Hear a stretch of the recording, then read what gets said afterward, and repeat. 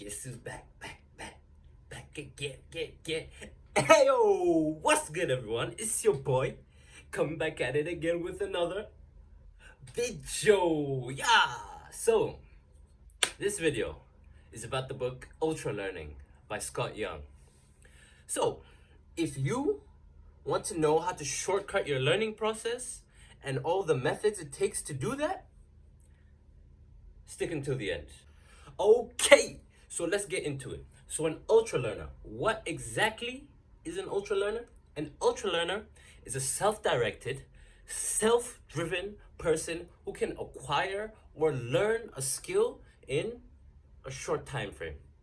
So let me give you the example of Eric Barone. So Eric Barone was an IT graduate that constructed a computer game all by himself on his lunch, right?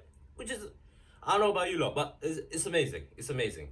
So this usually takes like a huge budget, needs a huge team, but he did it all by himself. It took him 5 years, and in the process, he learned things like pixel art, music composition, and storytelling. And the game, which eventually sold in 2016, which was Stardew Valley, sold about 3 million copies and put him on the Forbes 30 under 30 list. And you know, in the environment that we're living in today, knowing how to learn a skill quickly is there'll be much more value placed on your head, right? And I mean, not in terms of hunting type of value, but people, but in terms of employers looking for such people, and employees, the most sought after people are usually have hybridized skills like an accountant, Mandarin speaker, for example. Oh, next point is about meta learning. So meta learning, what is meta learning? Meta learning is essentially learning how to learn. So you need meta learning and able to have that bird's eye view of whatever topic or subject or skill that you're learning, right? Okay, so you can create a meta learning map by breaking down your subject or topic into 3 categories. One is concepts. What needs to be understood? 2 is facts. What needs to be memorized? And 3 is procedures. What needs to be done? So the thing is, about different subjects require sometimes one of these, sometimes 2 of these, sometimes all 3. So like let's take for example computer programming. Computer programming will need all 3. But on the other side, a tennis serve, for example, working on a new tennis serve or improving your tennis serve, that will only require the procedural aspect. And once you have that map, make sure you use that map to pinpoint what areas are going to be challenging, and then brainstorm ways in which you can overcome them. So one good way of this would be a spaced repetition software. So a spaced repetition software will help you remember things just as you're about to forget them, and as a result will consolidate them in your long-term memory better. Next, after that, would be building ways in which you're going to learn. So you can do this by benchmarking. One, you can find someone that already has a skill that you want to acquire. Or 2, you can find accreditation that is offering the skill you're looking to acquire, right? And you could basically pretty much copy their own methods, and take what works for you, reject what doesn't work for you, and then add what is essentially your own, right? And just a rule of thumb, you should probably be spending around 10% of the time you're going to be learning or refining this skill for the meta learning process. So next point is all about using mental strategies in order to help you eliminate distractions and focus better. So one technique would be to set a timer on your phone for about 2 minutes. Say you're gonna work, tell yourself you're gonna work for 2 minutes. And the reasoning behind this is usually a snowball effect. Usually when you start working and 2 minutes goes by, you'll just want to continue and keep that momentum, right? And then the next aspect would be interleaving. So interleaving is deliberately switching up different parts of your learning process, right? So let's say you're learning Mandarin, for example. So instead of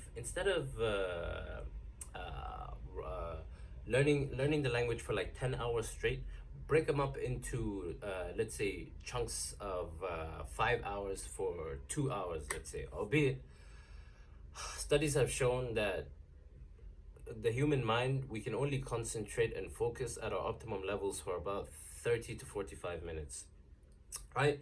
So let's say one chunk you're working on grammar, the next chunk you're working on vocabulary, and the chunk after that you're working on speaking. And the next point.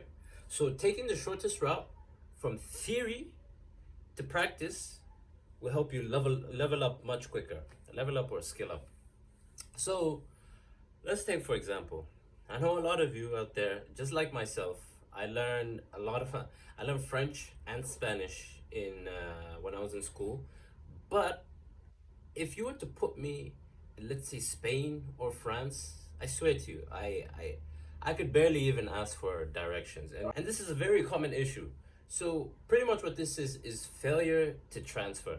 So transfer is essentially the ability to transfer your skills that you've learned in theory in one context, but cannot apply them to another context. And this is where immersive learning comes into play. So immersive learning is essentially putting the skill that you've learned or are learning in the context that is necessary for it. So like let's say you want to learn Japanese. The best way to do it by immersing yourself in the language is by going to the country, right? And it's not always practical. Like let's say with the pandemic that's going on right now, not everyone can jet off to a country and immerse themselves into a culture to learn a language. If you find yourself in this situation, you could just duplicate the target environment. So if you cannot go to, let's say, Japan, you can find someone that you can speak with that is a Japanese national. And always keep in mind that you need to find a direct link between what you're learning and the target environment. The next point, right, is all about drilling. So essentially what drilling is, right, you break down the subject or topic you're looking to learn into chunks and identify what you're strong at and what you need to focus and do some more work on. So those aspects that you want to improve on, you kind of zoom in on them a bit more and then drill down on them. How you can drill? You can drill by time slicing. So basically what this is you isolate that one component that you want to improve upon from all the other aspects, and then isolate it, and then spend as much time as you can on it until that area is perfected upon. And then there's the aspect of improving your retrieval rate. So there are two aspects you can use, two methods you can use to improve your recall rate. One is review, just pretty much rote learning, going over what you've already learned. And two is recall. And there was a study in 2011 by Purdue, and they pretty much concluded that recall is the best for consolidating information into your long-term memory. And you see, one problem we have with learning is the judgment of learning. So pretty much what this is if we can comprehend a piece of information easily, we perceive that we know it better, which leads us to using more passive learning strategies. So there are three methods you can use for your study sessions to be more recall focused. So one is use free recall. So at the end of a study session, challenge yourself to write in as much detail as possible what you just went over. And two, don't take notes while you're reading. So like instead of writing the Battle of Hastings took place in 1066, you can instead write when did the Battle of Hastings take place, and then go back over it, and then you'll be forced to recall when exactly the date was, right?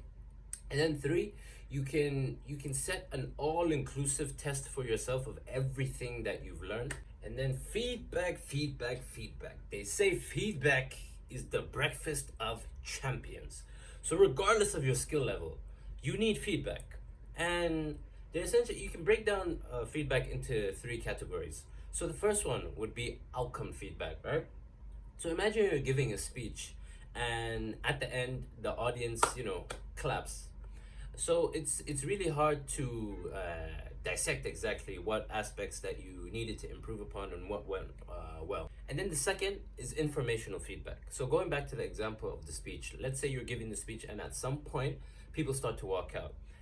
That gives you more information to work with than outcome feedback, because you know that something that you said there wasn't quite up to par. And then third, the best type of feedback is corrective feedback. So this is the type of feedback that tells you exactly what areas that went well and what areas that you need to work on. So going back to the speech example again, let's say you had a speech analyst listening to your speech and could dissect all aspects of your speech and tell you what you needed to work on and what you did well. And then you have intuitive brilliance. So intuitive brilliance comes at a point where you have deep understanding of the subject, right? And you could do this one of two ways. One, getting back to the basics, making sure that you have a solid foundation, making sure that you build the house on a solid material. Because after all, if you build a house on the sand and a wave comes through, the first wave might not wreck it, but the second wave or the third wave or the fourth wave will. So make sure you have a solid foundation of the knowledge of the particular subject. And then two is proving certain methods or procedures in the said topic for yourself.